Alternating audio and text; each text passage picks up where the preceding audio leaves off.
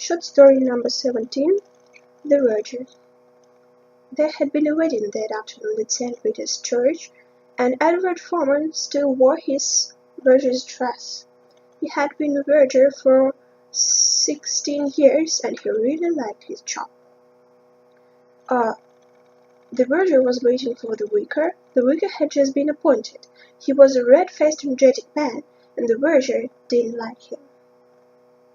Soon the vicar came in and said to Edward that he had something unpleasant to say to him. He told that Edward had fulfilled all his duties quite satisfactorily there, but he had found out the most striking thing the other day.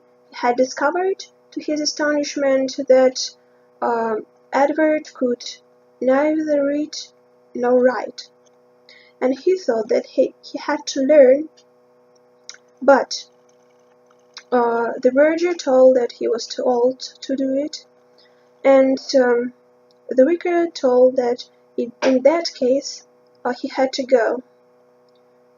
So the verger said that he understood, and he would be happy to hand in his resignation as soon as he had found somebody to take his place. Up to now, Edward's face had not shown any signs of emotion, but when he had closed the door, his lips trembled. He walked slowly with a heavy heart. To tell the truth, he had saved some money, but the sum was quite small, and it wasn't enough to live without doing something. He realized that a cigarette would comfort him, but since he was not a smoker, he never had any in his pockets, so he looked for a shop. He was looking for a shop. He was walking across the street, and the street was really long, with all sorts of shops, but he could not find a one with cigarettes. And he thought that it was strange, and suddenly the idea came to him. He decided to open a small shop. There he could sell cigarettes and sweets. So he turned back home and had his tea. His wife remarked that he was very silent that afternoon, and he replied that he was thinking.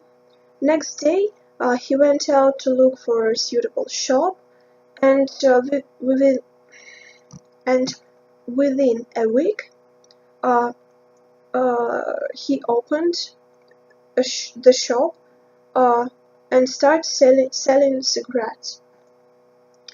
Edward did very well, and soon he decided to open one more shop and to employ a manager. So he found another suitable shop and opened it. He was making good money, and every Monday he went to all his shops and collect the week's takings and took them to the bank. So one morning the bank manager told one day the bank manager said that he wanted to talk to Edward, and he said that Edward had $30,000, and it was really large sum, and he recommended him to invest the money.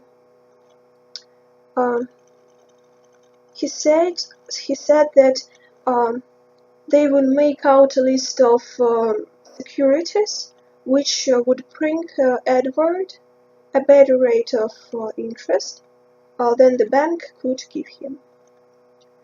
So all Edward needed to do was to read and write the paper and sign the papers.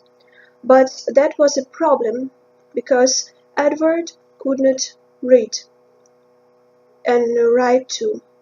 So he told the bank manager about it, and the bank manager was really surprised.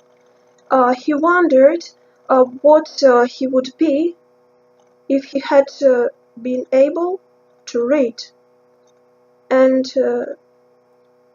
Mr. Foreman replied that he knew that he would be a verger in St.